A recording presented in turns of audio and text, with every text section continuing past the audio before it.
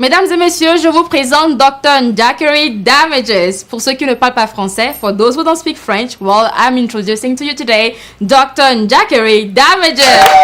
Welcome to the show. My name is Dr. Damages. We're coming to you from the greatest city in the world, New York City! New York City is so great. How great is it? How great is it? We retired.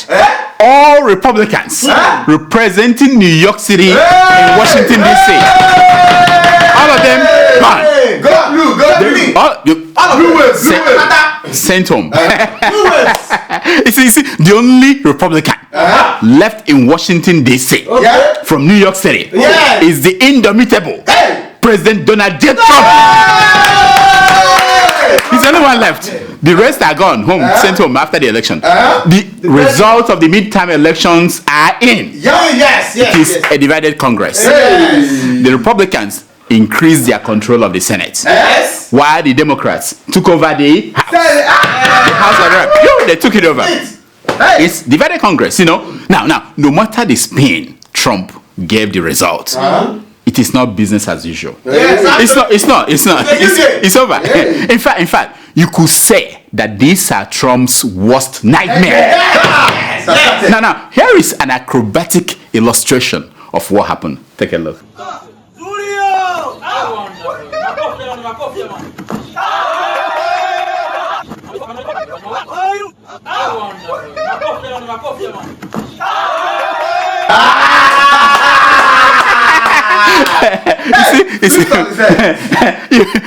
you can't make this is wonderful. Over 100 women were elected into Congress. The highest number ever. And not just the numbers. There is a first Native American woman, some women of Mexican heritage, which is a no to Trump. Gay women, and listen to this one. 2 women, Muslim women, at once. For the first time, a Muslim woman was going into Congress, but they went as 2. And one of them from a shithole country. You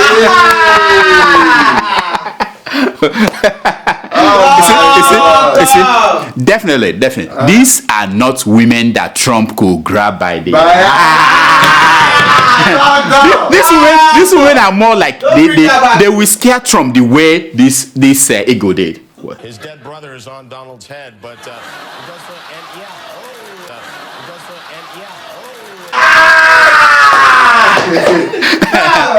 Now, the divided Congress assured President Donald Trump at least 2 more years in office. No, he's sure of that.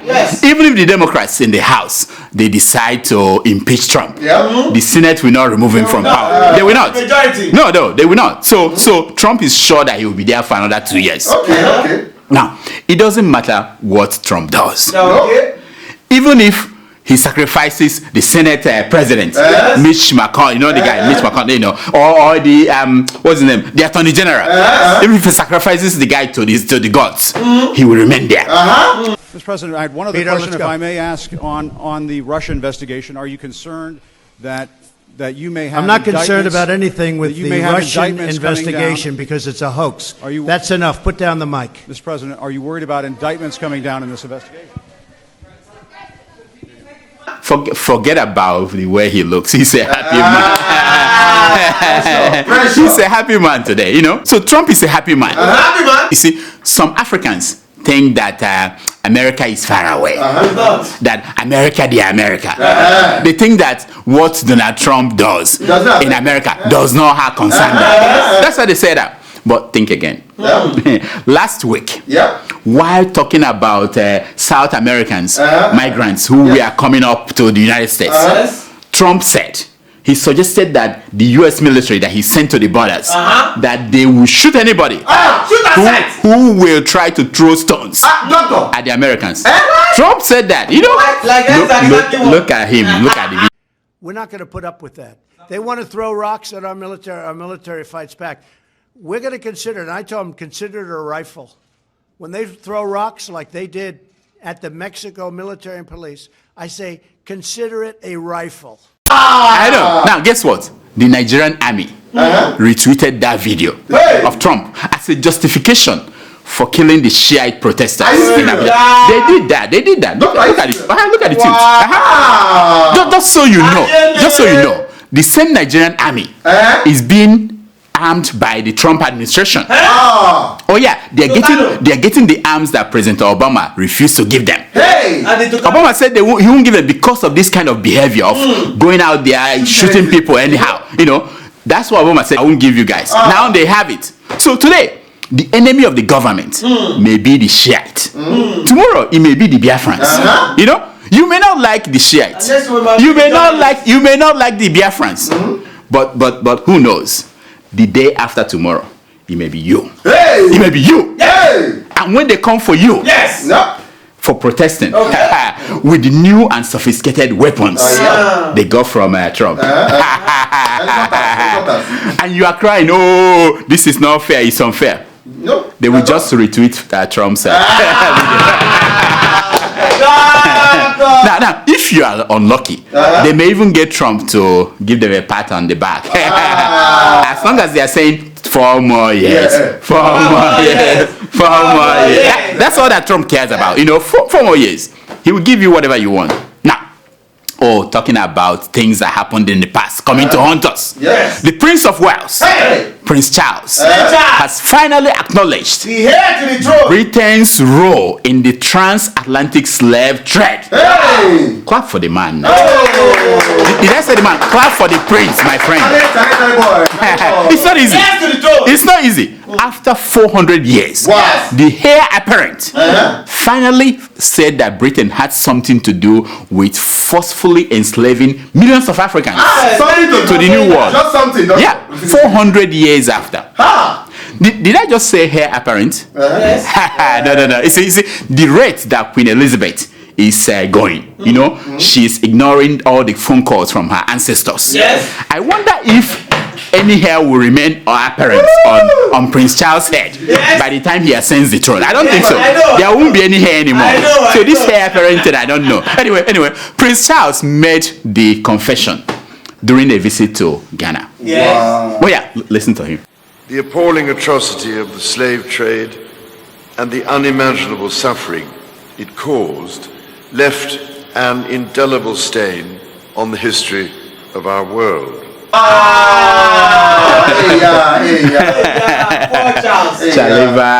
Charlie Bye, our own Charlie. Okay, Charlie Bye. Slave trade was so horrible that your people ended slave trade, and the best healing that you could come up with for the people you left behind was to colonize them. That was it. And the Africans, after they ended, they now colonized Africans. Charlie, go ahead. Keep going. That we abhor the existence of modern slavery and human trafficking, and that we robustly promote and defend the values which today make it incomprehensible to most of us that human beings could ever treat each other with such utter inhumanity. Mind you, the key point here is most of us. For some of us, there is no inhumanity anywhere in the world today, including those who die on the Mediterranean Sea every day. As we speak, people are dying there. They don't care. There's no humanity. They don't care. Anyway, people were expecting Charlie to apologize for slave trade. But did he? No, he did not. Do you know why? Charlie did not want Africans to jump on his apology to demand for reparations. He didn't want that. Smart. You know, when Britain abolished slave trade in 1833, they paid 46,000 slave owners. They paid them off. What? Oh yeah, they gave them money. You know how much they gave them? How much? Today's dollar is equivalent of $22 billion. Abomination. So can you imagine now how much they're supposed to pay people where they got the slaves? If they pay the people that bought the slaves 22 billion. Okay, I see where Charlie's going. Okay. What if we say don't pay us anything? What we say, just leave us alone. Don't make me laugh. While I was saying they should leave us alone, you know what Charlie was doing? He was busy dancing with the first lady of Ghana.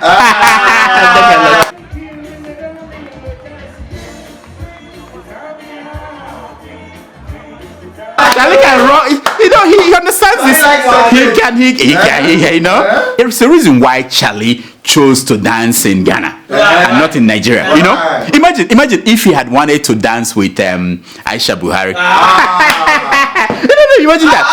This is how Muhammad Buhari will be looking at Charlie. Look at the picture. Look at with that bad eye, like dancing with my wife. Go in the other room. But people don't know that Buhari can also dance with Camilla, you know, the wife. Camilla. He couldn't. We've seen Buhari dance with white women. Is he Indian? Look at the picture. He knows how to do that. You know. You know, if Buhari could be seen dancing with a woman, any woman, chair lady, a princess, even Chioma. It will probably change his political fortunes. You know what I mean? And increase his chances of re-election. Right now, it's not looking good. It's not looking good. And maybe change this the topic of discussion from this is WASC result and the school feeding program. Do you know about that? Anyway, we'll get back to that. By the way, Charlie came to Nigeria after the visit to Ghana. In Nigeria, he summoned all the first-class chiefs we have in Nigeria, the ones that the British supported during the colonial era. He called them all to come to Abuja. They all ran to Abuja to pay respect to Prince Charles. No. You remember, here is Oni of Ife and the Emir of Kano making their way to Charlie. Take a look.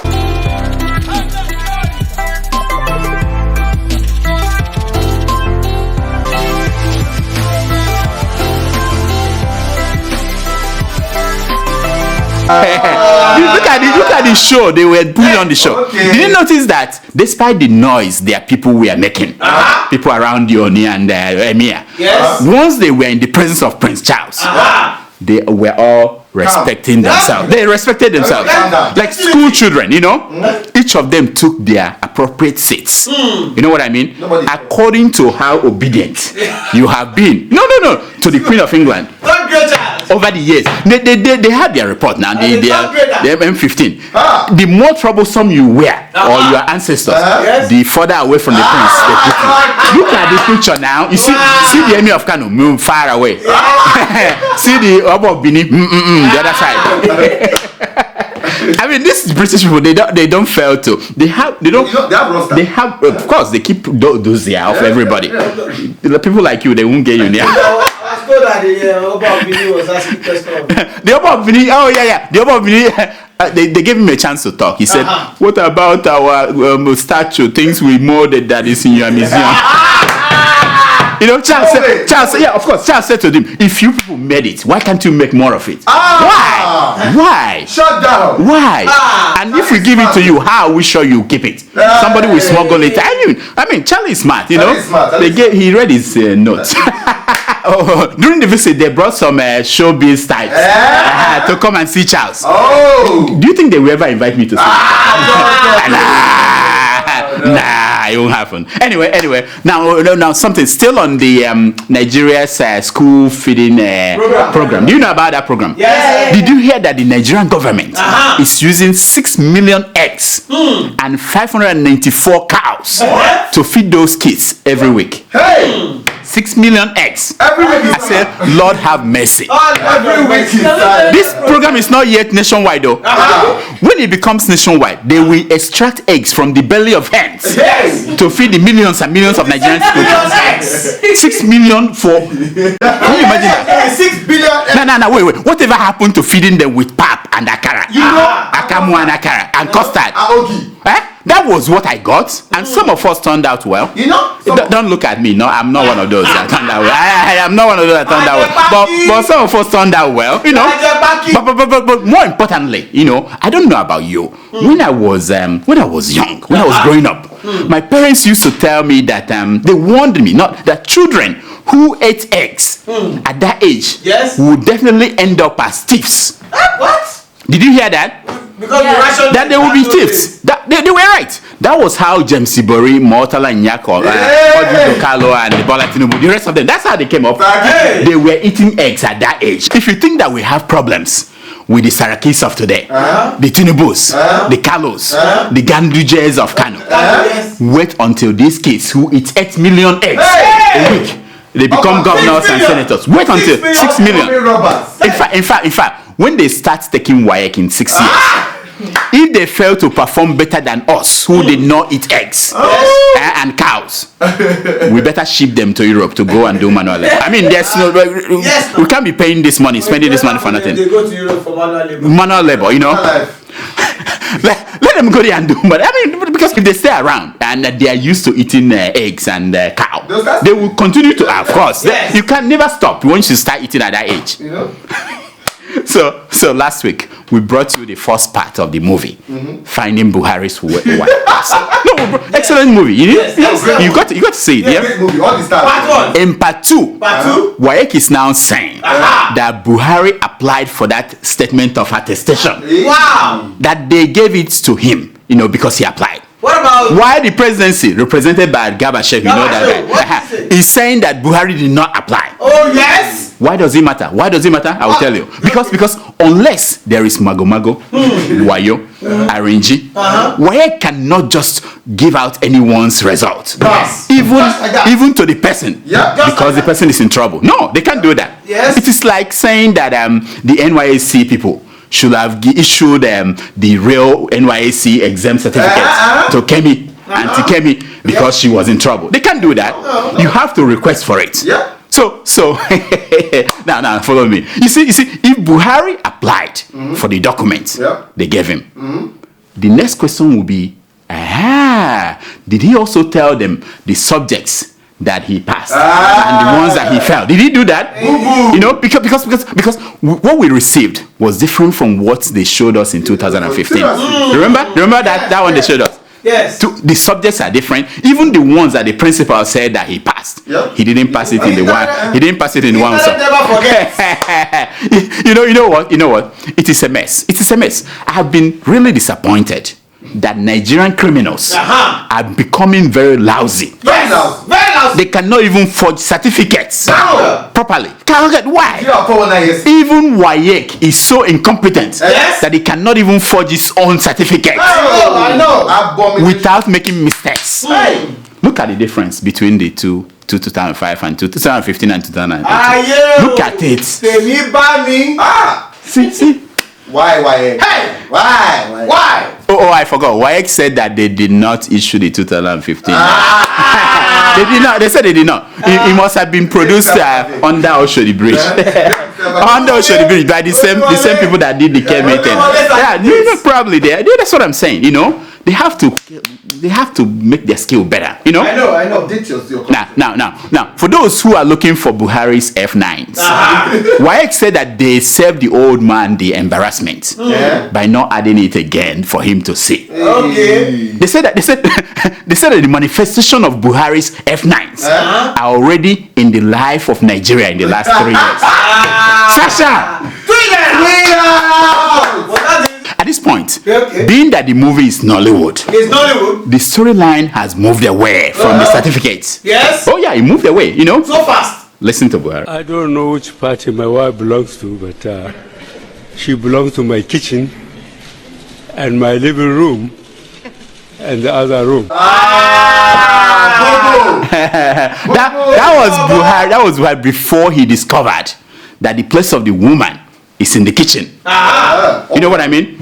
Well, Buhari was not alone as modern African leader who thinks that place of a woman is in the kitchen. Yes. Last week, Uganda's president, Museveni, he won another rap.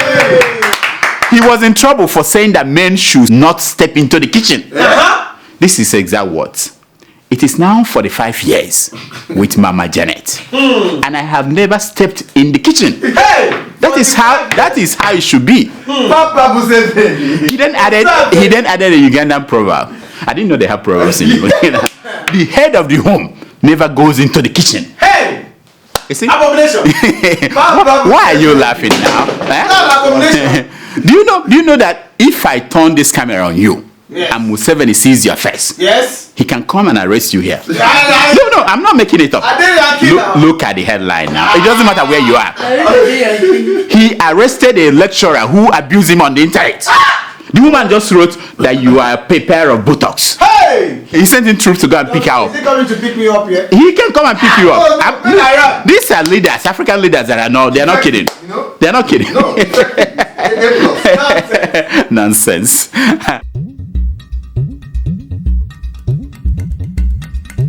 This is segment we call Secrets of Pictures. It's based on the premise that a picture is worth more than 1,000. Now, the picture you're looking at is a wonderful picture. This is a stadium built in Uganda. Look at it. We went far. Wonderful stadium. You know how much they spent? They spent 665 million Ugandan shillings. Hey! Is that shillings that they use there? What are they? Yeah. 665 million Ugandan shillings. Hey! Look at this stadium. Is that not a wonderful stadium? Look at that. You think you are corrupting your country? Look at what they built. Look at what they built in Uganda.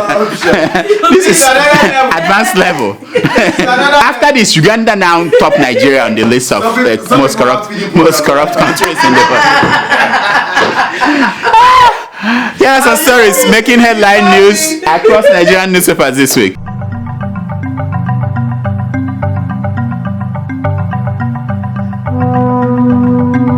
Oh, this is this wonderful story. Michael Jackson has earned $2.4 billion since his death in 2009. Billion. Isn't it time for no? Isn't it time? You're not thinking right. Isn't it time that you call your ancestors and tell them how much money have they earned since they died? How much? Because call your ancestors. Call them. Michael Jackson, $2.4 billion. Your great grandfather, how much has he earned? Yes. Even if it's penny since he died, what happened? Nonsense. Okay, this is good. Buhari appoints Junaid Abdullahi, his son-in-law, as head of border agency. Hey! Yeah. This Buhari cannot help himself, He never misses an opportunity to miss an opportunity. Can you imagine that? Yes. I give up. When you think that he got the message, no, he will do the worst. Keep making the same thing. Same thing over. And it's not like these people will perform, because if they will perform, that's a different thing, Yes. But You good at sleep. nonsense. Next. Finally, Buhari again. He approves 30,000 minimum wage for Nigerian workers. Can't you clap? That is $83 a month. A month. How much is pizza here? Premium pizza. Is it not $83? Okay. All right. No premium. Now you're not buying premium now. Premium is the one with everything. You know what I mean? Anyway. The point is that if you are one of those workers, they owe salaries like 6 months and 12 months because the government cannot pay. Yes. That the former minimum wage of $18,000. I said dollars. Jesus. 18,000 naira. Good luck getting 30,000. Good luck getting 30,000. I mean, they owe you. I mean, just keep adding the list. Maybe when you die, your grandchildren, your ancestor. When you become an ancestor, they will have. Because I don't see how people who cannot pay 18,000 will pay 30,000. It doesn't make sense. Anyway, Doesn't make sense at all. but that stopped the strike, didn't it? Yes. People went home and say we are happy. Oh, this is wonderful! I made 5.6 million naira. 5.6 million naira in 3 years, says Donald Duck. That's what he told INEC. $1 million. Million naira. And I thought the man was a smart man. How can he make only 5.6 million in 3 years? 3 years. How can he run a country like? Even the man from Dara makes more than that from milking cow. You know what? Forget Duke. Next. How can you be president when you make only 5 in 3 years? He's trying to avoid paying taxes. Yes, I know. That's what he's doing. Anyway. Oh, this is for you. I'll always get you one. This is one of these stupid criminals. We always have them. He said that they caught me because I forgot to pray before stealing. No, this is it. Arrested armed robber. You see, the only way God will forgive him from this huge mistake is for him to start a church when he comes out of prison. No, he should not forget to start a church. That's the only way he could be forgiven so that he can collect tithes and give off. He forgot to pray before going to. He forgot. And I thought I was smart. These are smart criminals. I don't even remember to pray before. That's why God wept. Jesus wept.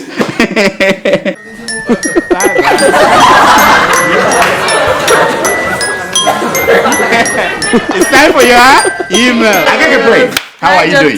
Did you vote for Trump or? I voted yesterday. My vote is confidential. Who did you vote for? Some people voted for Trump. Are you serious? They were shouting it was pretty obvious. 4 more years, and I'm like, Trump is not a candidate. You're not enlightening the electorate. You're not enlightening.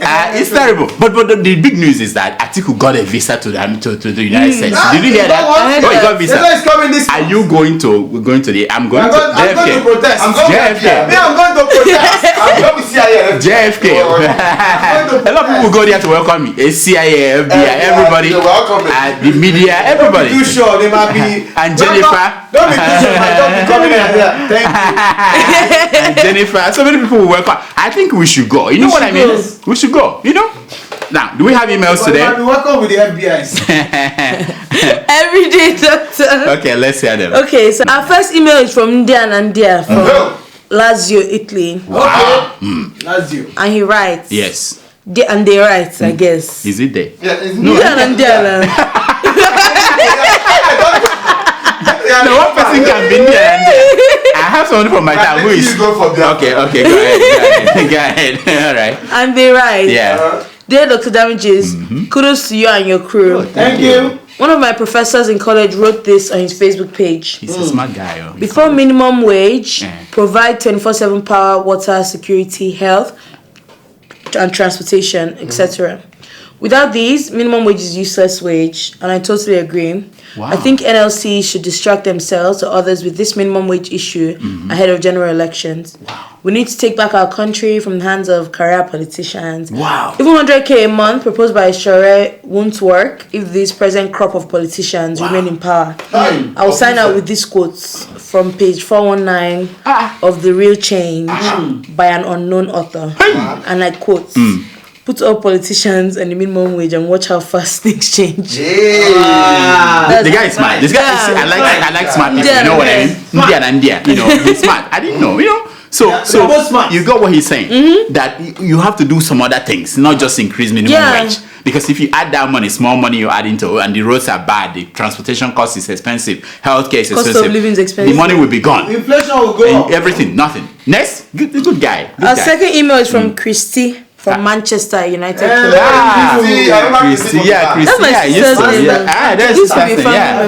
name. Christy, she writes. And she writes, Dear Dr. Damages, how are you doing? Oh, yeah. Hope great. We're copying. Yes. Yeah. I've been watching your program for the past 4 years. No, and I must confess that you're extremely doing a great job. Thank you. Please keep it up. My main purpose for sending you this email is to inquire why you're not campaigning for Omoyele Sowore, our next Nigerian president. Hey! We have a kitchen cabinet member in here, so we don't need to be. Now it will be collusion. It will be conflict of interest. When we have the kitchen cabinet here representing, what can we do? We can't compete with him.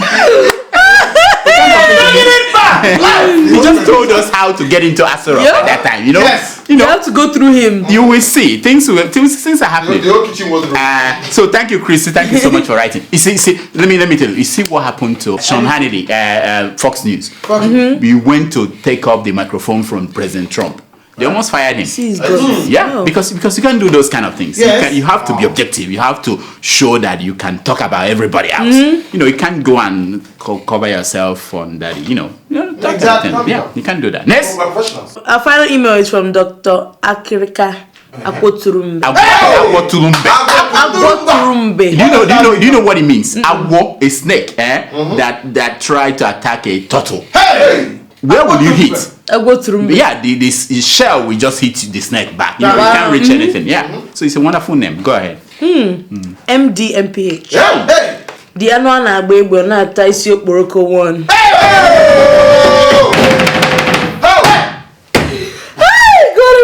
These are amazing people. Wow. And the doctor, for that matter. Doctor, this one won't get position past. The annual he has more than me. Ona Taisi Okporoko 1 of where? I don't know how to pronounce this. Hey. Okay, go ahead. What does he want? Yeah, and he writes, in the land of stupid people, stupidity is normalized and intelligence is stupidified. Hey! Sasha! One more time. Say it again. One more time. That in the land of Stupid people, stupidity is normalized and intelligence is stupidified. Where is that land he's talking about? Where is that land? No. That's his hometown. He's referring to. Nigeria. Sorry. My doctor, I'll give you her number, her phone number, email. Just deal with her, That's all the time we have for emails. Please keep sending your emails to Dr. Damages at gmail.com and follow us on Twitter at and on Instagram at Now here's my concern for today. It's taken from page 419 of the book The Day After the Election by John Barrymore. And it says, happiness often sneaks in through a door you did not know you left open. That is deep. That is so Don't close all your doors. Leave some open without knowing. Until next week, I'm Dr. Damages. I diagnose You heal yourself. So you hear that Oyedepo's University, what's the name of that university? Covenant. That they are going to win the Nobel Prize by 2022. For what? Exactly, that's the question. What do you think they will do to win the Nobel Prize? corruption. No. Spiritual corruption. Wait. They have a lab, secret lab. I found this out. Oh, yeah? I hope we're off now. They are making a clone of Oyedepo. That's the Nobel Prize. You heard it here first. Yes. Cut. You can cut now. And it's going to be as rich as him.